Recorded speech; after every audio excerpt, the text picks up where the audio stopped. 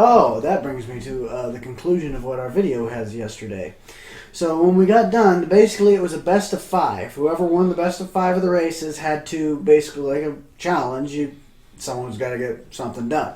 Oh, basically, the challenge is that at the end, the loser has to get a marker-drawn facial hair, whatever the heck you want features done with a marker, and then you have to go out and eat with it on your face. Hitler cat. No, he drew like the cruddiest sideburns and a mustache on my face and on my forehead. We wrote, "I lost a bet," and we had to go to Hooters. Yes! That's perfect. Good thing it was midnight, because there was about 3 or 4 people just staring at me like, what the hell happened to him? I lost a bet. I lost a bet. Did you ever see all the fantasy, like when fantasy football started, did you see all the people that had to do their challenges when they lost fantasy football? No. Oh man, some of these videos were the things they had to do. And one of them was, I lost fantasy football, written right across their forehead, and they had to go to Hooters. So I can't remember. There's a guy, Microphone Mike. He was talking about all of the people that were doing all the betting on the fantasy stuff. They said like his group, 2 or 3 people ended up pulling $7,000 each off their stuff. why? Because they can. And because that's all they do. They live, breathe, and report football. Unbelievable. Although, I guess, I used to work with a guy, his brother was a professional gambler. That's an interesting career choice. What? That's an interesting career choice. Well, yeah, and so basically, once you get to a certain point, you can bet both sides, and either way you'll come out on top. If you bet smart. If you bet on both sides, you'll come out on top regardless. And this guy, and so he'd just go to the casino and he'd win. He'd put $100,000 down that night, and he'll make $110,000 at the end of the night. So he'll just make it $10,000 back, because he bets on both sides half the time. Now, is that legal? No, that's professional gambling for you, though.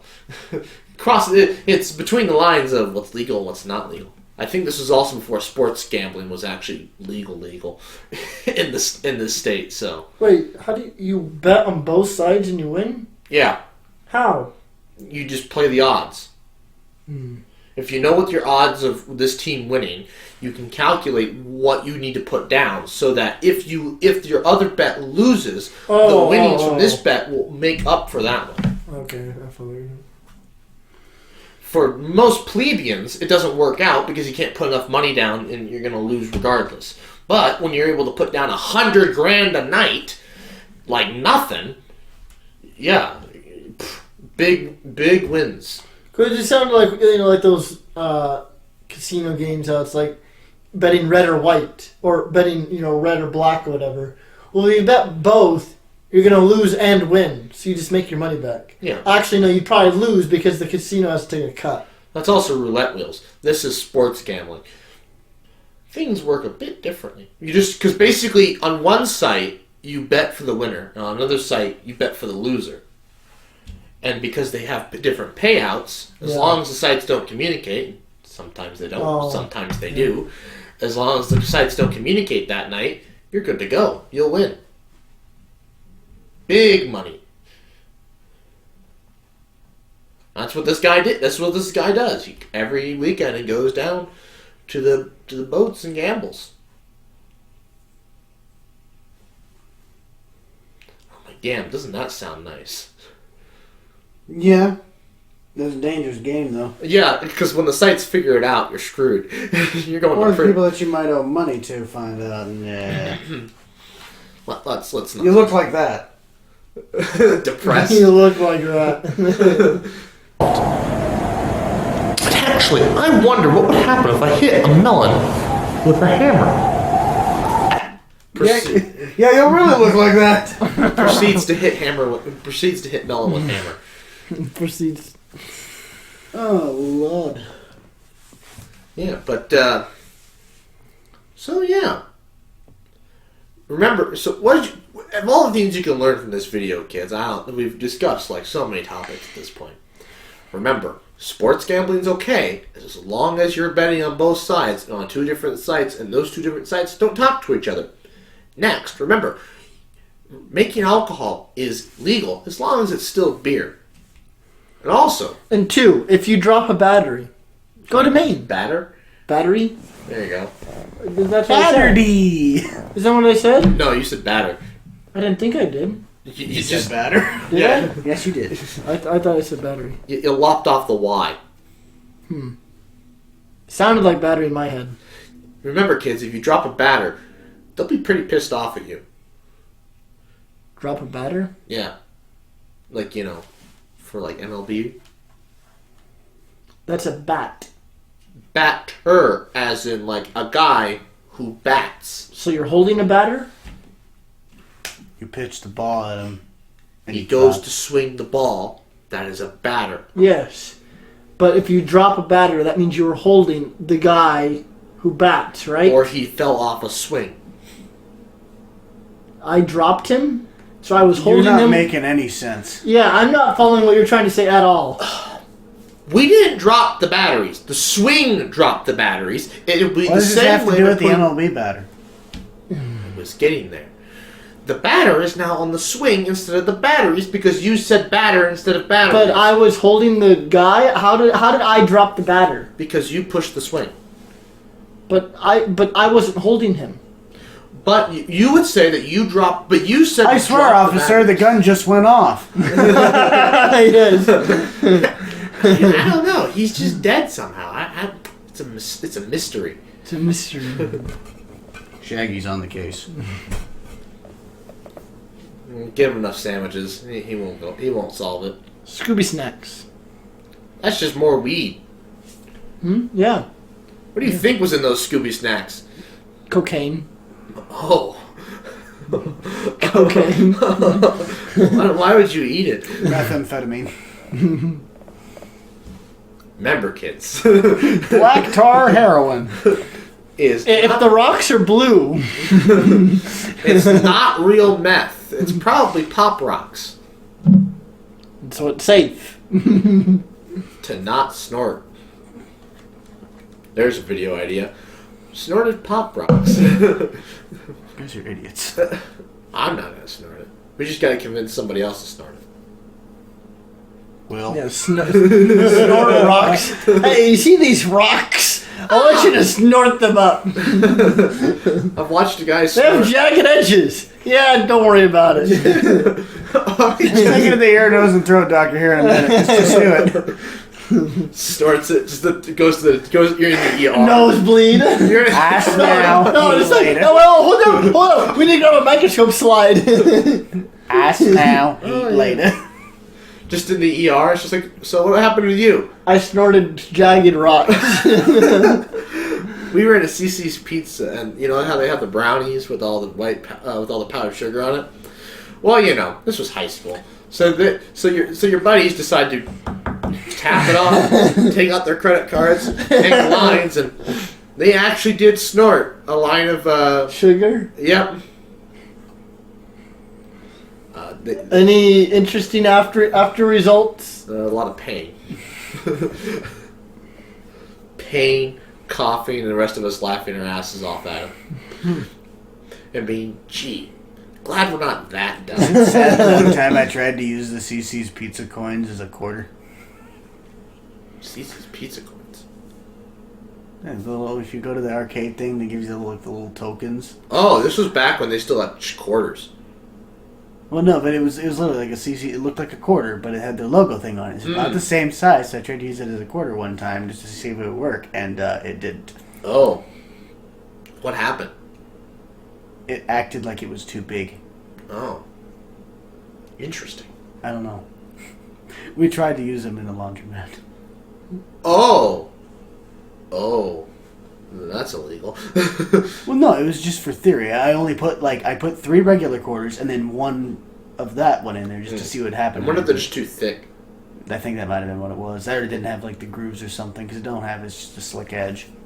Well, you know what you can always do with those? Sand them down. I'd like to not get thrown in jail, please, for money that probably isn't even worth anything more in our economy. Yeah, The quarter isn't, unless you go to Canada, it's not worth much. Very true. Yeah, I always love... That's it. Road trip to Saskatchewan. Let's go! I don't know. We're going to have to pass through Grand Forks, and there's a lot of snow up there right now. Oh, don't worry. We can call my buddy. He lives in Saskatchewan. Oh. I also got a buddy in Ontario. No, Toronto. Well, that's a little out of our way. We're going straight north. Mm-hmm. That's by the Great Lakes, by Michigan. Mm-hmm. Oh, no, I do also have a friend from Ontario. Oh. I have 3 friends from Canada. I don't know any Canadians. I know 3 Canadians, 2 Iowans. I'm sorry. Actually, I take that back. I know 5 Iowans. Oh, God! And that's 1 Illinois guy. Okay, he's alright. A dude from Michigan. He's alright. A few Nebraskans. I would hope so. God, I'm sorry. I'm sorry, we're dumbasses. A guy from Kansas. Kansas! Yeah, I knew a girl from Kansas. She was nice. Continue on. And that's about it. Oh. I knew some guys from Rwanda. I scratched that. I knew a guy from Florida. Oh, man. But he's psycho. Yes. Yes. As predicted. Remember, kids. Florida man. World War III starts. Oh my God! The best joke that I've ever had is if World War III started in the South, they'd just be getting the freaking Marine Corps and the Army down there, and there'd be freaking beer cans, NASCARs, and lifted trucks with freaking going, "Hey, you missed the party. We were done half an hour ago." We already won! You got a bunch of shotgun shells on the ground and a couple ARs. Except shotguns are illegal. You made it for the after party, bro. Except, remember, kids, if you use a shotgun in war, it's a war crime. Yeah, what did we do to Germany when they told us that? Who cares? Yeah, I kind of forget about that. Shotguns are a war crime. Yeah, well, aren't they the ones that decided to introduce poisonous gas and all that other stuff and start using it? So, like, all right, you want to play that game? We'll play ours. Wait, shotguns are illegal, but tanks aren't?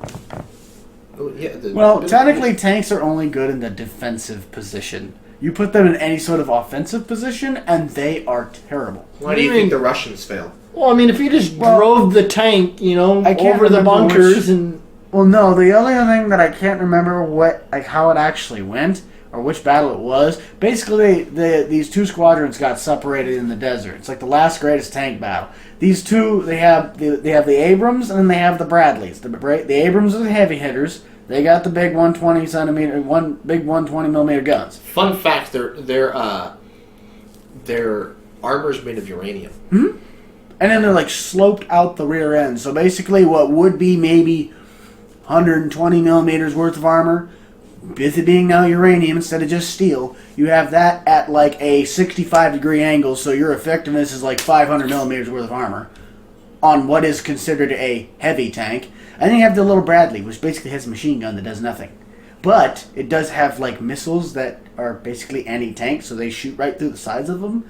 But they had to go, these 2 Bradleys had to go reconnect with the other squadron. So these two little guys just separated from their group and drove across the middle of a desert in a sandstorm to go find their other guys because their columns went out. We know a guy that ran through a desert. Gets better. He rolls over the top of the berm, because they roll over the top of a berm to go see, like, okay, we kind of got a little bit of visibility. Driver goes, we got a tank to our front. No, there's no one there. What do you mean? No, we have a tank to our immediate front. What are you talking about? There's nothing out. No, look over your head. There is a tank to our front. There's a T-54 Russian tank buried in a berm with its gun facing directly out right at them. Well, I'll be damned. So they back up, and then they look over the berm, and they see about, 40 other ones of those guys buried in the same berms. As a attack position, they just came up on the back side of the front. So when they were expecting them to come from the front, no, they came out from behind them. Oh. So they had to start firing all these rounds at these tanks because all the American tanks, they're motorized on the turrets. all of those old Russian tanks, they're still hand cranks. So all these guys, while they're running around shooting these guys, basically standing still, you got one guy inside the tank going, "Turn the turret! No, the other way! The other way! The other way!" Remember, kids, that's when you get your war crime stick out, and you go sneak up on the tank, and you throw it down the tube and let it go off. Yeah. I'm sure you know what I mean by war crime stick, right? Basically, not like a grenade. Yeah, they're really form grenades, but it's way. It's like a more grenade powerful. on a tomahawk stick, isn't it? Yeah. Your war crime stick. Remember, kids. Was that World War II? I think so. Or World War One. Well, if they're fighting Russians, it might have been. Well, no, this was like Desert Storm era. Oh yeah, that's what I was gonna say. I'm like, if we're fighting Russian tanks, it would have been the Iraqis that had. Yeah, the Iraqis took the Russian tanks. Yeah. But they were basically tanks from the Cold War era, but they were like post. I think it would have been. No, actually, it might have been. I think it was a T-54. But either way, it was actually like a very solid tank if you were to pace them off against each other. Of course, the firepower wouldn't have been matched because they consider that a medium. But you would have had to the only way that tank would have been able to shoot through an Abrams is if he got lucky and hit the side on the backside where the engine's at, or he'd had to be in the backside of the tank. There's no way in heck that guy would have hit anywhere near on the front side. Even the lower plate on its armor profile, it would have bounced right off. Yeah. Well, now we have javelins, and those would go right through an Abram. So we got to come up with something else. But Except when where the are turrets good of an Abrams are auto, they could lock onto 3 targets at once within a mile of each other and just don't have to do anything. No one has to touch. All you have to do is load the round. load. Give me the bullet, Charlie. This is like 100 pounds. Poor Charlie. Well, I guess it also depends on what round you put in there. If it's either I want the uranium one. Yes. you got regular armor piercing, you got armor piercing composite rigs, and you got a heat shell, high explosive, and the high explosive. The British would really like to use those. Basically, it's a high explosive round. If you saw a red tip, you were screwed. Because they basically it was like an armor piercing shell. It'd go through, and then it would like lay a paste that was explosive. So Sounds like a war crime. it truly was, because when you shot through, and it was on big British, like these were tank destroyers. They sat so far back you couldn't see them, but the one that they actually used did more. It basically had a house strapped to the top of it because the turret was so big.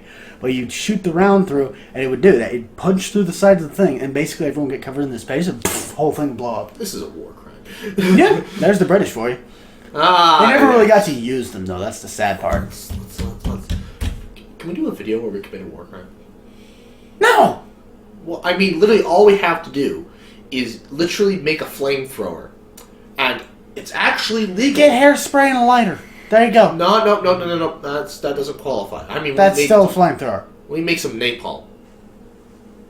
Hairspray and a lighter will do you just fine. It'll cost you a lot less, too. Napalm's easy to make. I'm not being a part of that. I'm sticking to my hairspray and lighter. That's okay. You can commit your basic war crime. Exactly. See, mine's just like kids being stupid war crime. Yours is like actually going for treason. No, but here's the thing, though. You can build so in most states, flamethrowers are illegal. We live in one of the states where flamethrowers are actually legal. Therefore, you can build one, and we can use some napalm. Yet spud guns aren't? Spud guns are legal. They're not. I mean, I've built one. Well, at least out here they're not. Oh, I got one. Police never showed up to confiscate it. Hey, police department, if you're listening, the address... No. Actually, I don't have it here, so send them here. I don't have it. No, he just has a giant telescope so we can look where he put it in the ground. No, you couldn't see it. Actually, curvature of the Earth isn't in the way.